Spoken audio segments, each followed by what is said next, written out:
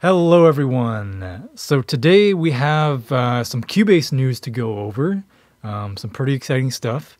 And then secondly, what we'll be doing is I'll be going over this free plugin, this Brainworx BX Masterdesk Classic. And this is a free plugin if you use the code BX for free and activate an account. And I'll be doing a very quick review of this plugin as well, so you can hear what it sounds like, and I'll give you my thoughts on it. So stay tuned for that.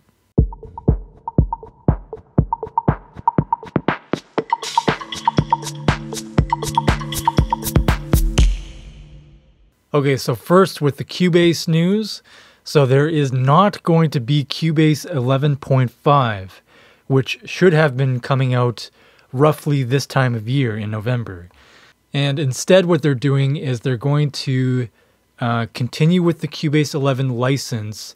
And if you currently purchase the Cubase 11 license, then you get a grace period and get Cubase 12 for free. And if you want to learn more about the grace period, if you click that link, you'll notice that any Cubase 11 license that's activated after November the 9th of this year, 2021, you'll be getting the corresponding Cubase version of Cubase 12. Quick note on the changes to Cubase 12. It looks like they are doing away with the USB dongle. So you no longer are going to be required to have that little USB taking up a USB port on your computer. And it'll be much easier if you have a laptop, multiple computers, or just a laptop that you have to travel with and you want easy, quick access to just opening up Cubase and not have to worry about physically moving around that little USB dongle. So that's really, really good news. And I'll leave a bunch of these links down in the description below. But this page here actually goes over, is specifically talking about the change of licensing. And lastly, I just want to speculate just a little bit because on this page, they're saying that there's going to be some new features and significant workflow improvements. And the fact that they've skipped 11.5. If I put my kind of speculation hat on, my guess is that there's probably a bunch of things in play here, and I would guess around basically 4 different things. Number one is that Windows 11 came out rather suddenly, and it seems like it's a decent amount of change as far as like the desktop and the window management and all these things. And that did come as a bit of a surprise to most people. Apple has new hardware, and you can see basically most software around had to update their software to be compatible with this new hardware. So my guess is that because Cubase is available on these 2 different platforms, and both of these had significant changes, it probably warranted them to just take more time to rewrite some of the code base to have just better compatibility and functionality. And thirdly, if there is significant workflow improvements, as they say, my guess is that it's going to be something that competes with what Ableton is doing, because that's one of the biggest well-known and well-used DAWs nowadays. It's very, very popular, and the non-linear aspects of it, I think, is what is lacking in some of these more traditional DAWs like Cubase, Pro Tools, and Logic and things like that. So my hopes is that they're spending a little bit more time to get a kind of updated workflow, in the sense that there's some kind of bigger new thing that competes with that. Or potentially, one thing that I've suggested is with Bitwig, they have all these sort of awesome modular modulation things that you can do with it. So hopefully it's one or the other of those things, or both of those things. And then lastly, the fourth thing is basically the new licensing. So I don't know exactly what goes into it, but I would assume that there's quite a lot of changes that have to be done in the code base to ensure that the software can't be pirated very easily. And maybe there's some kind of newer technology where they have to sort of rewrite some of that code base. So again, yeah, this is just some really big changes, it seems. And it seems that it is worth skipping the year to just make sure that they don't release 11.5 all rushed with all these bugs, just because they've always released a new version every year. Like that would make no sense to just rush into it and provide a lesser quality product. So I'm pretty excited about this. I would be very curious as to what the new features are going to be. And I think what I'll be doing is making a video for feature requests for Cubase 12. Hopefully it's not too late. It probably is, but it makes for good content anyways. And then of course, once Cubase 12 comes out, I'll be jumping on that, making a full review video, and posting it as quickly as I can.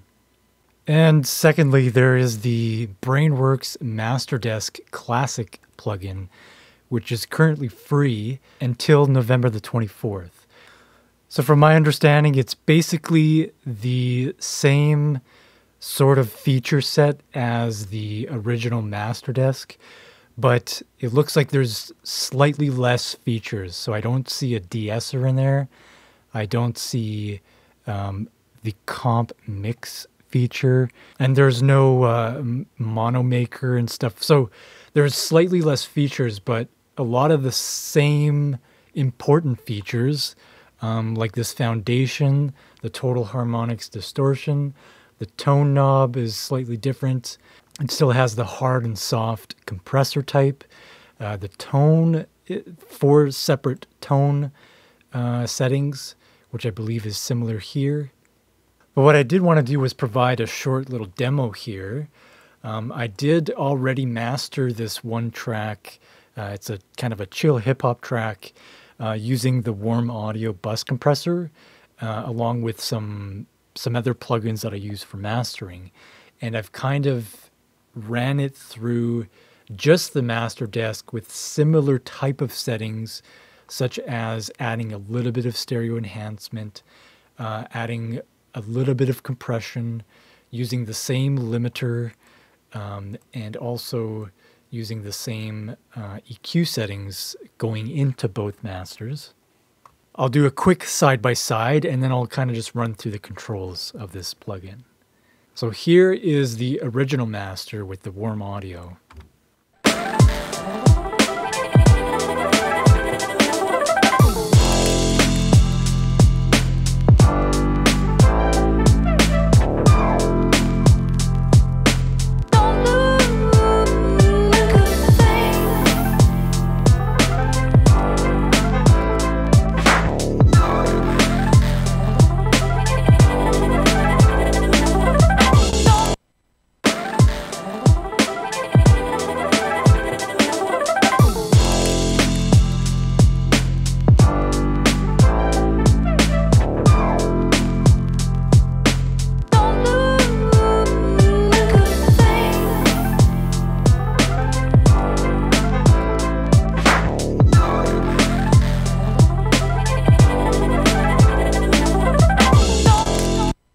So to my ears, they sound very, very similar, actually. Maybe the Masterdesk sounds even slightly cleaner. And I'll show you what I've done with the original master. So this here represents the SSL compressor here. This represents the settings that I have on the Warm Audio. So I'm running into the this compressor at basically the center point of the threshold with no makeup gain, 30 millisecond attack time, the auto release setting at a 4:1 ratio, and I have the high pass filter for the sidechain at 105 hertz. I was watching the meter. It's probably getting about maybe 2 to 3 decibels gain reduction peak. And there's quite a lot of time where it's not really compressing much at all. And I'm also running it through the ozone, if we just have a look here. So there's a slight EQ kind of push. So this is kind of like a tone balance of reducing some of the lows, increasing some of the highs. There's a dynamic EQ that was achieved with the Master Assistant.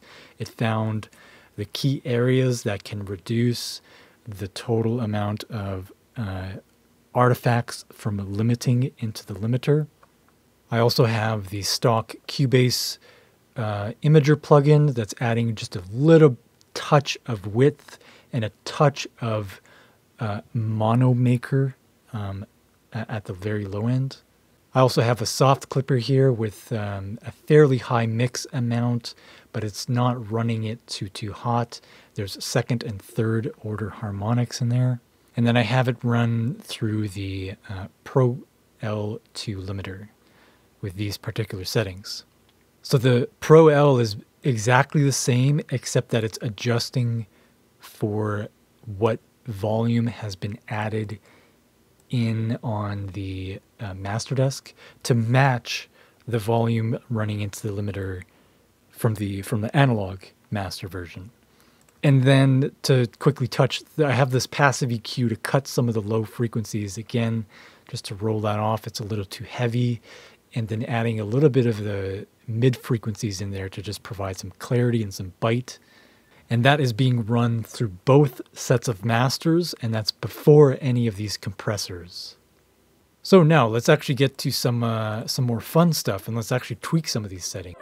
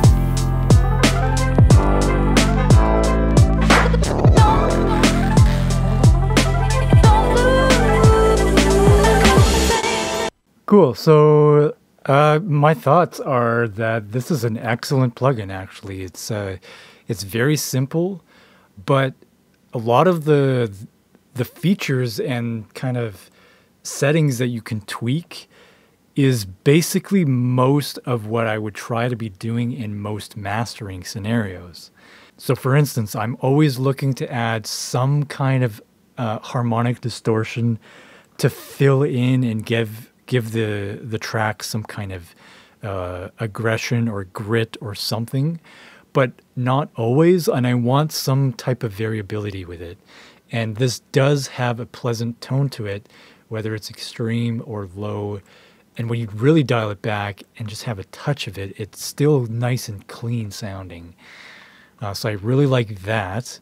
The foundation, again, like I was saying, if you get up to like even the next one or two dial things, little knobs, little boutons, that really starts to fill in like the the muddiness zone, and it really, really starts to affect it in the low end. And the opposite is true too, where if you roll it off, even at the first little dot, it really starts to take away some of that substance, that foundation, I guess is a very good word for it. It's like the low mids fullness, I think is what it is. But also it kind of scoops out some of the low like sub frequencies and stuff. And then the tone knob, I really like how it sounds when you crank it. You would think that it would sound harsh and just over EQ'd or something, but there's something about it. It's whatever curve that it's doing, it really emphasizes the high end in a nice, smooth way. So I really, really like that. And when you roll it off, it really sort of creates a nice soft, dull top end and creates like a mood as opposed to like choking out the sound. Obviously, if you get a little too far with the tone knob to the left here, it can really start to make it sound just completely unclear, and it's not a good setting to go with.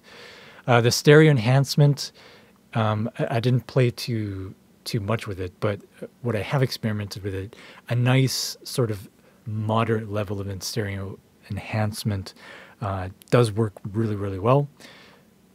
I probably won't use that feature quite as much as everything else, because what I prefer to have is an actual multi band type of imager plugin like this one by Steinberg, where you can go into the low frequencies, create those slightly more mono or completely mono, and have these separate bands to do whatever width you want. It's just more control, easier to sculpt what I'm trying to get out of stereo enhancement. But it works well. So it's not that I won't use it, it's just depending on what I need to do with the track, I may or may not use it. The compressor settings, I really, really love both of these. The hard setting, you can really, really hear it start to clamp down on things. It sounds like it can get fairly over aggressive compression quite quickly. But that's what the volume knob is for, to drive it to whatever level you need or want. The soft compressor setting is really, really pleasant.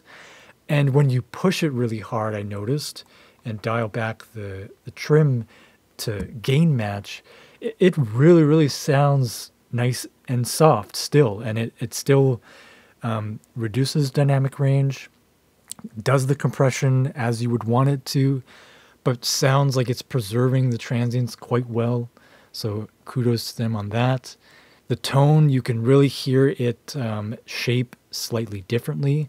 I think it was D that sounded quite a bit brighter to me, like it preserved the top end frequencies more.